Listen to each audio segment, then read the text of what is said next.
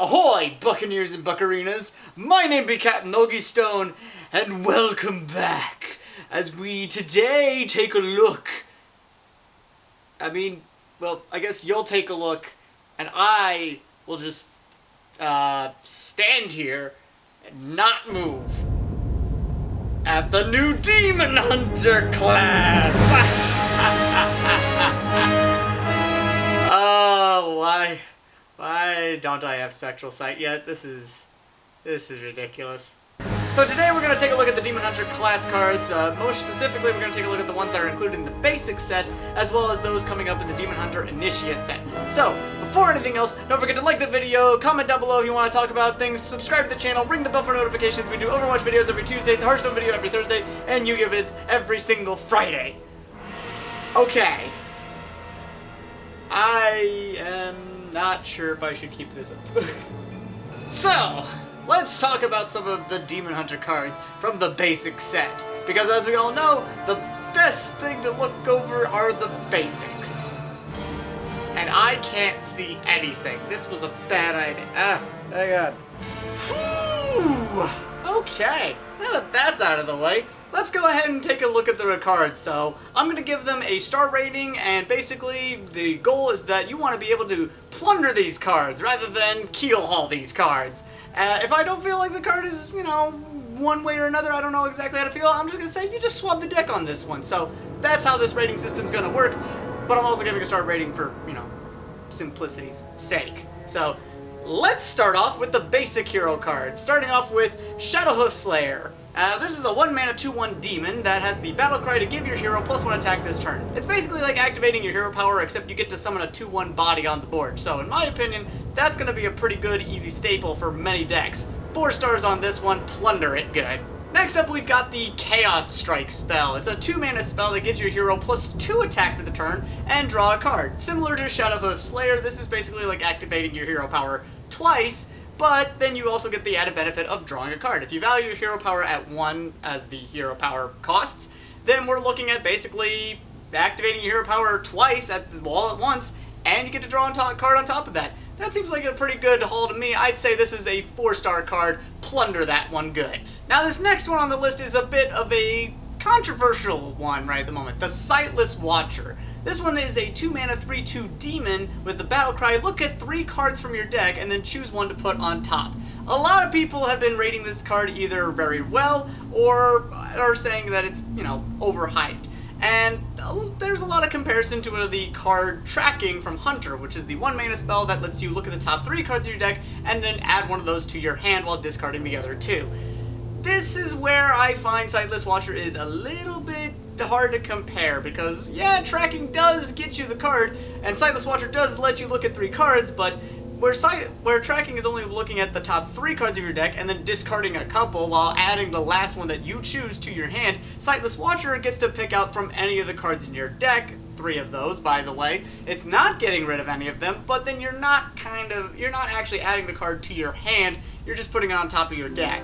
Basically, it's like a delayed tracking is how to look at it, where you're choosing what your next card's going to be. And this can be very beneficial in a lot of ways, where you could, play out certain cards that have Outcast, the keyword that allows you to get an additional effect if it's the left or rightmost card in your hand.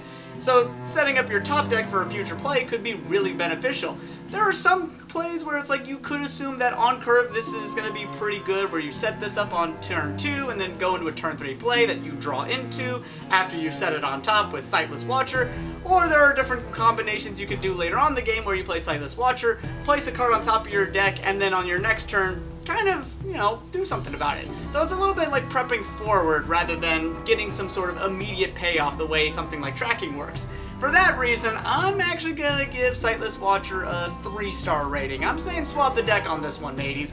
This is not exactly going to be, I think, a game-breaking effect by any stretch of the imagination.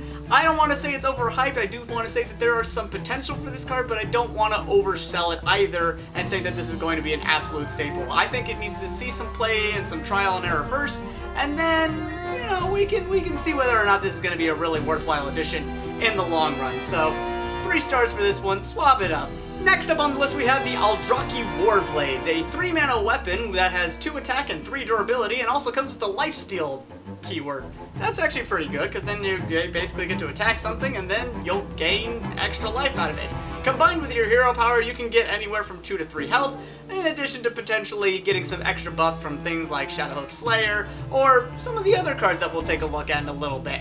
But for now, Aldraki Warblade seems like a pretty solid card, and all things considered, Demon Hunters could use a little bit of life-stealing effect, especially if they're going to be attacking a lot. So for me, I'm going to put this one at 4 stars. You should definitely plunder on this.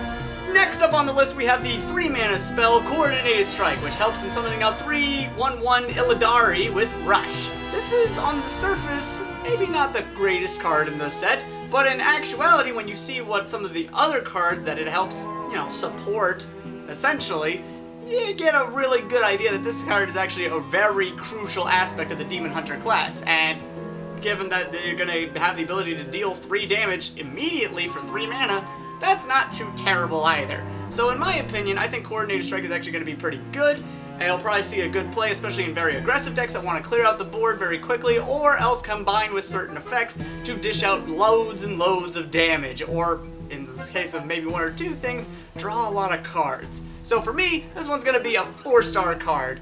Definitely plunder it, and definitely keep an eye on this one. Now, if you're using your hero power often and frequently, you're probably going to be very aggressive, so the best card to kind of work with on that is Satyr Overseer, a 3-mana 4/2 demon that, after your hero attacks, summons a 2/2 Satyr. You could also look at this as being, a 4-mana 6/4 after your hero attacks and you've dealt 1 damage, take a little bit of damage to your face, but in general, having the extra body presence really forces your opponent into a very precarious situation, especially on turn 4, when you have presumably used your ability to attack with this. Unless you are leading up into it with, maybe, say, a weapon of some kind. There are some weapons for that.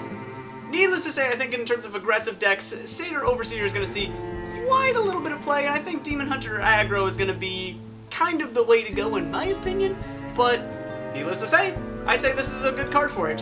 4 stars. Plunder it all. Next up we have a very interesting card in the form of Soul Cleave, a 3-mana spell that deals 2 damage to 2 random enemy minions, but also has the lifesteal keyword attached to it as well. I think that lifesteal keyword is what's ultimately going to allow it to see play in a variety of different decks, but 2 damage to 2 random minions is only kind of like, well, regular cleave in Warrior, and we all know that that card doesn't see a whole lot of play. Maybe if it gave armor for its cleaving. Ooh, what about? But in this case, it's going to be something that I think at the very start here with Demon Hunter, you're probably going to want it for the lifesteal aspect, and also to take care of some, well, really small minions. Worst case, you're using it to hit some fairly sizable minions harder, so that way you don't have to worry about the damage to your face, and you are recovering 4 health. You combine this in addition with some spell damage aspect that is available to you in neutral, and you could actually make a pretty decent life gain engine out of this. For that reason, I think combining it with other cards is going to be a bit better, and in the long run, I think it'll ultimately fall out as we get better Demon Hunter cards. But for now, I'm going to give this one 3 stars and say swap the deck on this one, mates. Now, as for a card from the basic set that's really going to lay an impact, we've got the 5-mana spell Chaos Nova, which deals 4 damage to every single minion in play. It's kind of like a miniature Twisting Nether on the right board for 3 less mana. Like I said, though, it's on the correct board. We're also looking at a potential Flame Strike for 2 less mana if you don't have any minions in play. But say you do have some minions in play, this card can actually be very beneficial because, well, you'll get rid of them and play other cards to benefit off of that aspect of it. But I think in general, Chaos Nova is a much needed, widespread kind of maneuver that, helps out with Demon Hunter's aggressive streak. And it also helps kind of keep them play a little catch up in order to, not die so much. So, for me at least, I think this is a pretty good card, and dare I say, I think it'll see a lot of play, especially in control variants off of Demon Hunter, but I think even mid-range and potentially even aggro will want to play something like this going forward. So, here it is. My opinion is this one's a 5-star card. Plunder it for sure. Next up on the list we have the Glavebound Adept, a 5-mana 7/4 battle cry. If your heroes attack this turn, deal 4 damage. On the surface, that looks pretty good. I mean, 5-mana 7/4, that's trading upwards pretty crazy. And it comes into play dealing 4 damage? that's insane.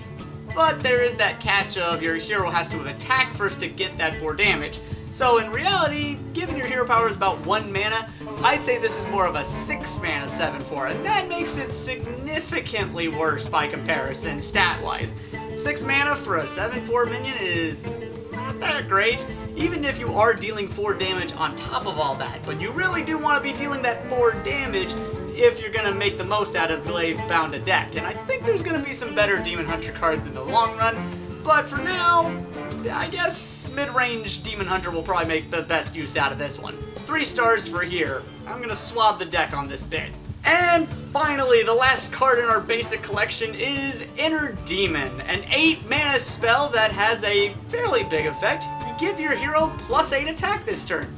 That's crazy, especially with some of the cards that you could combine this with. You could combine it with, you know, your weapon to give you an extra 10 health and lifesteal, 11 if you're able to use your hero power on top of that. The problem with this card is that, well, if you're paying 8 mana for a spell, you kind of want it to have a really big impact on the board. I mean, you look at Twisting Nether or the Forest's Aid. Something like that is kind of more what we're looking at here, and, well, otherwise this card is kind of meh in that case, so for me, I'm actually going to rate this one 2 stars. I'd say keel haul it if you could. It's not really going to be worth it. So, moving right along, we're going to go right into the Demon Hunter Initiate setup. This is pretty much all going to be accessible to anybody who wants to use these cards, and as long as you go through the Demon Hunter Prologue, you'll get all of these. So, let's take a look at some of these cards. So, starting off with Blur, a 0 mana spell that says your hero can't take damage this turn. It's like Immune, but for free. But also doesn't last to your opponent's turn, which is kind of why it's free. This one's kind of iffy, honestly. Like, preventing your hero from taking damage is fine to a point, but honestly, you're expending a card to basically say you don't die immediately, or you take no damage, essentially. And that's okay, but at the same time, you gotta make the most out of that, and you want to hit with a really big follow-up on that. Somehow you want to have your hero with a lot of attacking power, but if your hero doesn't have a lot of attack, then you're not going to make the most out of this, and to me that just seems like this is going to be a bit of a small waste. You could run this potentially in a Demon Hunter deck that runs with Kael'thas and works to try and cast some of the bigger Demon Hunter spells alongside Twin Slice, which is another 0 mana Demon Hunter spell that gives your hero +1 attack, then adds a second slice to your hand, which does the same thing, but without adding another copy to your hand. So it seems like that would be kind of worth it, but it also seems a bit of a meme kind of dream. So Blur, in my opinion, is gonna get the 1 star. You're gonna want to have that one walk the plank on this one. As for Twin Slice, though, this is actually a pretty easy means of getting access to a lot of damage early on, especially if you're able to play the Twin Slice and the Second Slice, and by itself pretty much will help trigger any Kael'thas combo you want to come up with. Certainly a lot better than what Blur could do. So, for me, this one's going to be kind of a big staple in things. I'm going to give this one 4 stars. Plunder it, for sure. Now we get into one of the really crazy minions that's probably going to be part of the face of Demon Hunter for a while. Battle Fiend, a 1 mana 2/2 demon that after your hero attacks, gains +1 attack. We've already seen Blizzard print out a 1 mana 2/2 in the form of Blazing Battle Mage, but this one's got the crazy potential to get even stronger as time goes on, especially if you're able to, use something like Twin Slice to give your hero +1 attack, play down the Battle Fiend, attack with your hero, and then suddenly your opponent has to deal with a 3/2 right off the bat. And that's not even getting to the fact that you can attack again on your next turn and make it a 4/2. So, needless to say, I think in an aggressive deck, this is going to be a key part of any sort of strategy going with Demon Hunter, and it's something you're going to want to see turn 1 if you can. 5 stars on this one. This one's a bounty. Speaking of cards that are going to be probably played in most any Demon Hunter deck, how about Consume Magic, a 1 mana spell that silences an enemy minion and also has the outcast effect of, well, drawing a card. This is such a simple effect, and yet it is so powerful for so many reasons. You get to have access to probably one of the best abilities in the game in the form of silence. You get to target whatever minion you want with that silence, and on top of that you have the potential to draw an extra card. That's just solid work right there.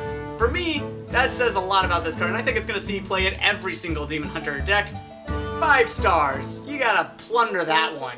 Then we come across the interesting case of Mana Burn. Now, Mana Burn is kind of an odd card to throw into Demon Hunter. In fact, it's just an odd card in general. It's a 1 mana spell that prevents your opponent from using 2 mana crystals for their next turn.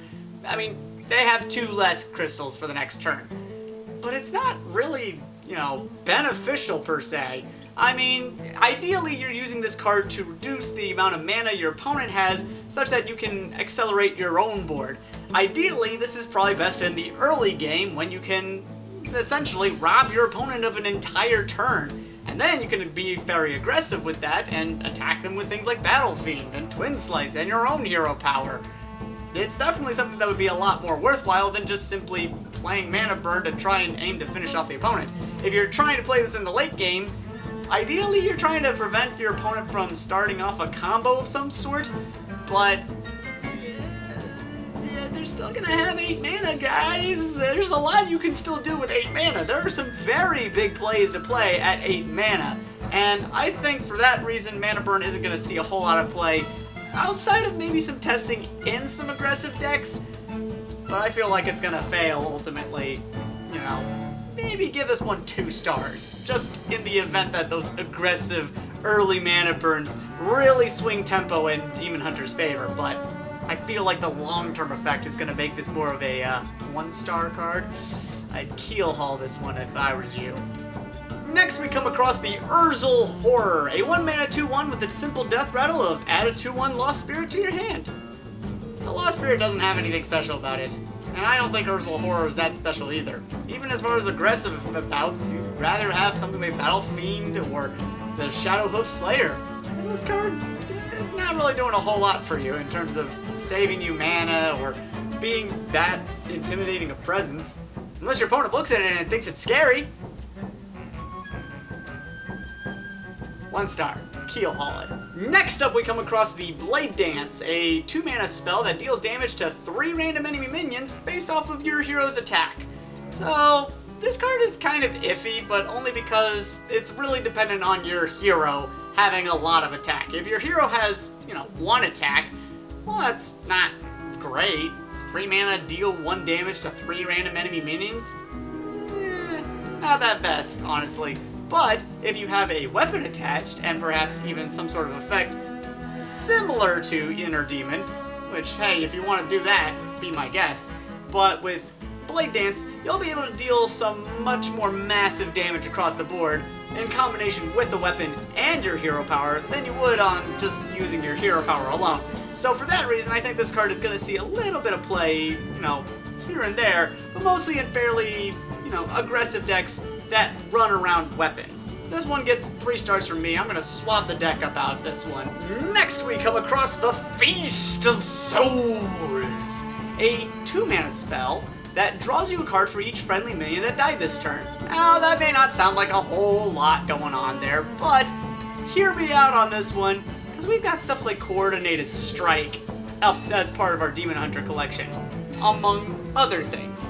In the case of something like Coordinated Strike, you're looking at potentially doing a 5 mana combo that basically deals 3 damage as you choose to minions and draws you 3 cards. That's pretty crazy right there, and I think Feast of Souls is going to see a lot of play, especially in very aggressive Demon Hunters that want to try and put down minions on board and have them die aggressively in terms of like rushing power, just to be able to draw a lot of cards off of Feast of Souls. If anything, it's going to be pretty good to play this kind of combo to get into your deck and draw some of the bigger necessary cards you want. So for me, at least, that one's gonna get the good old rating of 5 stars. Plunder that one, mateys!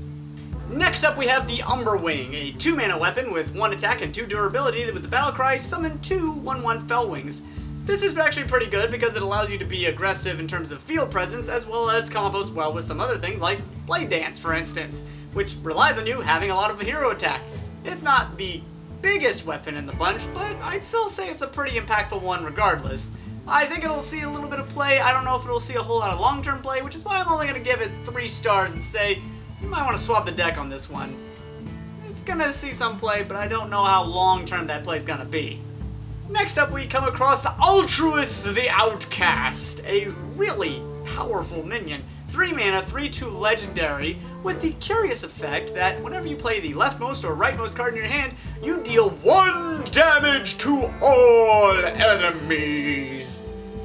Needless to say, this is a very powerful effect. It's basically attaching Outcast to all of your cards that basically says deal 1 damage to all enemies. You probably don't want to play this card on curve on turn 3 because it's only got 2 health, and that's going to be pretty easy to take care of for most players. But if you can combine this with different cards, especially cards with Outcast, like say, as an example, Skull of Gul'dan over in Ashes of Outlands, you'll be able to not only benefit from that kind of Outcast ability, but on top of that, you'll get to deal widespread damage on top of that. So I'd say this card is definitely 5 stars. Plunder it. Next up we have I-Beam, a 3 mana spell that has lifesteal and deal 3 damage to a minion, which would probably be pretty good on its own, all things considered, it's not too shabby, but then on top of that, it also has the Outcast effect where it can cost 0. If it wasn't for that Outcast effect, I might rate this card lower, but in this case, I'm going to give it 5 stars. I think that's going to see play in a lot of different Demon Hunter decks as a great means of refueling your life source, as well as, well, just being really cool. That means you better plunder this one, guys. Next we have the Wrathscale Naga, a 3 mana 3/1 with a very curious effect where after a friendly minion dies, you get to deal 3 damage to a random enemy. Imagine combining this with Coordinated Strike for a moment, where you rush your 3 Illidari into minions, they die, and your Wrathscale Naga in the meantime deals 3 damage to a random enemy minion. It's basically like Soul Juggler over in Battlegrounds, except you can trigger it off of any minion you want, and you can choose however you want to do that the moment you play Wrathscale Naga in play. You won't be able to do it much further than that simply because Wrathscale Naga's 1 health is not going to make it past a lot of things, but I'd say this is a fairly solid card, and I would at least be considering it 4 stars, but maybe not in the long run perhaps, but definitely a 4-star card. I would say plunder it for sure. Next up we have the Illidari Fellblade, a 4 mana 5/3 with Rush, and the interesting Outcast effect that it'll gain immune the turn you play it. That's actually pretty good, honestly. I mean, a 4 mana 5/3 wouldn't be so bad on its own, simply because that up trades and is immediate 5 damage, but on top of that, you basically could give it immune, which means you get it at free damage in for free? That seems really good to me. Definitely something to keep in mind as you kind of play through the game a little bit, and certainly will be tried out for a good bit. I will say, though, that this one's going to get 3 stars from me, only because I don't know how long-term that kind of effect is going to ultimately see play. I'm going to swap the deck on this one, but keep this one in mind. Next we have another curious case in the form of Raging Fell Screamer, a 4 mana 4/4 with the battlecry that the next demon you play costs 2 less. Note that that's not the next demon you play this turn costs 2 less, so you don't have to combine it with another demon, but just the next demon you play in general. This is reminiscent of a card in Paladin that came out around the time of Blackrock Mountain that would discount dragons by 2 less, but didn't restrict them to the turn you had to play that card and your other dragon. So it can set you up for kind of later plays, but you definitely want this to be more on a big demon rather than on a little demon, though you can get that guy out for free, so it's something. But needless to say, I'm a little iffy on the Demon Hunter, but yeah, we'll see how this one plays out. For now, though, I'm giving this 3 stars and saying swap the deck because I'm not quite sure how Demon Hunter is going to play out. Also because of that, I'm going to kind of call it on Soul Split here, which is choose a friendly demon for 4 mana and make a copy of it. But I'm going to give it 3 stars because, again, it really wants to be, well, on a big demon. You really want to put it on something like Pit Commander, for instance, so that way you can basically duplicate it and duplicate its effect for summoning a random demon from your deck each turn. Same thing with the Priestess of Fury, also coming out in Ashes of Outlands, so that way you can deal essentially 12 damage randomly split among all enemies between your 2 priestesses. So that's really where this card shines, but I don't know if this is going to be the greatest card outside of demon-centric demon hunters. So for now though, Soul Split, that's something on the table. 3 stars and swap the deck for this one. Next we come up with Command the Illidari, which is basically like Coordinated Strike, but it costs 5 mana and also summons 6 Illidari instead of 3. that pretty much means this card is going to be seeing some play in a lot of different decks, especially running Wrathscale Naga and, well, Feast of Souls. Imagine just playing this with Feast of Souls. You can draw 6 cards with that. That's insane right there. So definitely for that reason, I'd say this is 4 stars. You want to plunder this one for sure. Even if it is a little bit on the expensive side, it may get thrown out after a while. But definitely a good one to keep an eye on. Next up is the Wrathspike Brute, a 5-mana 2/6 demon with Taunt, and a very powerful effect where after it gets attacked, it deals 1 damage to all enemies. That's really, really strong, especially against very aggressive decks and decks that like to summon a lot of tokens. Stuff like Treant Druid might want to steer clear from this one because it could definitely ruin their day. Anytime this minion takes damage, I mean, everybody's taken 1. At least on the enemy's side of the field. The idea for this one is to try and address it in as few cards as possible, and especially if you can address it with a spell or something, that way it doesn't have a tremendously large impact on the board. And that may be where some matchups are better than others, but it's going to be kind of touch and go for the most part. I think for mid-range Demon Hunter, this is going to be really solid, and against very aggressive decks, this is a fantastic inclusion. So for me at least, I'm going to say this is a 4-star card. Definitely a plunder. Next up, there's the Flame Reaper, a 7-mana weapon with 4 attack and 3 durability that deals damage to whatever minions are next to the one that you're attacking with your Flame Reaper. This can be a really, really powerful effect, considering you'll be able to deal 4 damage to at least 3 targets. Well, at least 2. Ideally 3. You're gonna attack the middle guy, right? You're gonna be smart about this, right? Right? Needless to say, combined with your hero power, this can actually ramp up for pretty big means of removal. But it also means that if you're trying to hit some really big things, this also has the potential to backfire pretty harshly too. You really want to be attacking smaller minions next to bigger minions that you're trying to get rid of with this, and in the meantime, you're still taking damage to the face, and especially at turn 7, the game's progressed to a stage that this may not even be that good. You might get rid of 3 minions. Ideally, you'll get rid of 3 minions. But that may not be the best case every single time. If this had lifesteal perhaps on top of all that, or perhaps if there was a way to give your weapon lifesteal, kind of similar to what Kingsbane Rogue used to have way back in the day, then maybe this card would be pretty good. But as it is, I'm going to say it's a 2-star card. I'd say you ought to keel haul this one, for sure. Next up we have the Hulking Overfiend, an 8-mana 5/10 demon with Rush, and after it attacks and kills a minion, it gets to attack again. This is basically the Batterhead guy, except with probably better stats if we're being perfectly honest, since he's going to have more attack. Not to mention he's a good demon to help get cheaper with Fell Screamer, and a good target for your Soul Split card. So in Demon Hunter, I'd say this is actually pretty good, but other than that, it's hard to say. Aggressive Demon Hunters and mid-range Demon Hunters may not want to pay for so much mana for a card like this, and I can kind of agree with them to some degree. It can be very powerful, especially if it's attacking a lot of minions, but it needs to be kind of like Batterhead, in that it's getting value out of its attacks. And if it's not, then it's not that great. But definitely a 3-star card on this one. I would be swabbing the deck, but keep it in mind for your Demon Hunter decks for sure. And finally, we come across another legendary minion in the form of Nethrondamus, a 9-mana 8/8 dragon. Okay, I guess the obligatory class-related dragon needs to show up. But this one's got the battle cry of summoning 2 random 0-cost minions?